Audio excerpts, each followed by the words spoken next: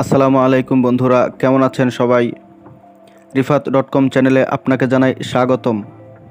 বন্ধুরা, আমাদের মানব জীবনে নানা কারণে আমাদের মানসিক শান্তি হারিয়ে যায়, যেটা আমাদের শরীর ও মন দুটোকেই ক্ষতির মুখে ঠেলে দেয়।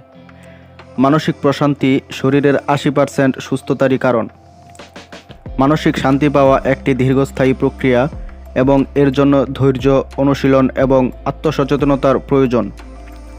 আমাদের আজকের পর্বে আমরা এমন কিছু উপায় নিয়ে আলোচনা করব যা আপনাকে মানসিক শান্তি পেতে সাহায্য করতে পারে। তবে তার আগে চ্যানেলটিকে সাবস্ক্রাইব করে পাশে থাকা বেল আইকনটিতে ক্লিক করে দিন।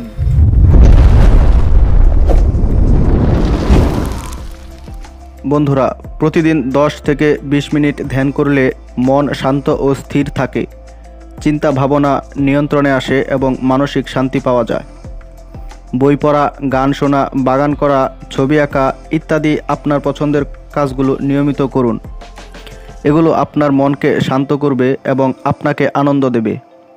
প্রকৃতির সৌন্দর্য উপভোগ করলে আপনার মন শান্ত ও প্রফুল্ল হবে। বন্ধু, পরিবার ও প্রিয়জনদের সাথে ভালো সম্পর্ক বজায় রাখুন। তাদের সাথে সময় কাটানো আপনাকে মানসিক শান্তি দেবে। অন্যদের ক্ষমা করা আপনার মন থেকে নেতিবাচকতা দূর করবে এবং আপনাকে মানসিক শান্তি দেবে। পর্যাপ্ত ঘুম, স্বাস্থ্যকর খাবার খাওয়া এবং নিয়মিত ব্যায়াম করা আপনার শারীরিক ও মানসিক স্বাস্থ্যের জন্য গুরুত্বপূর্ণ। মনে রাখবেন, মানসিক শান্তি রাতারাতি পাওয়া যায় না। এটি একটি দীর্ঘস্থায়ী প্রক্রিয়া এবং এর জন্য ধৈর্য, অনুশীলন এবং আত্মসচেতনতার প্রয়োজন। অনেকেই বলেন সহজ কাজ দিয়ে দিন শুরু করা উচিত, এটি নিজের প্রতি আস্থা বাড়িয়ে তুলতে সাহায্য করে। কিন্তু আসলে উচিত কঠিন কাজ দিয়েই দিন শুরু করা, কারণ যখন আপনি কঠিন কাজটি সম্পন্ন করে ফেলবেন, আপনার উপর থেকে একটি বিশাল মানসিক চাপ নেমে যাবে।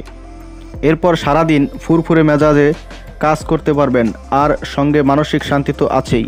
আমাদের মানসিক অশান্তির আরেকটি কারণ মানুষ কী ভাববে তা ভাবা।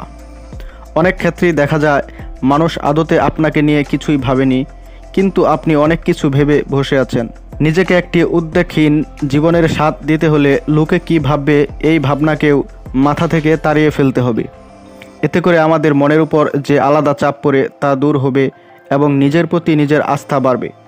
বন্ধুরা, আমরা যদি যে কোনোভাবে আমাদের মানসিক বিষাদ ভেঙে মনে প্রশান্তি ফিরিয়ে আনতে পারি, তবে আমাদের জীবনে বেঁচে থাকাটা আরও সুন্দর হয়ে উঠবে। আজ এখানে শেষ করব। পরবর্তীতে দেখা হবে নতুন কোনো ভিডিওতে। সে পর্যন্ত ভালো থাকবেন সবাই।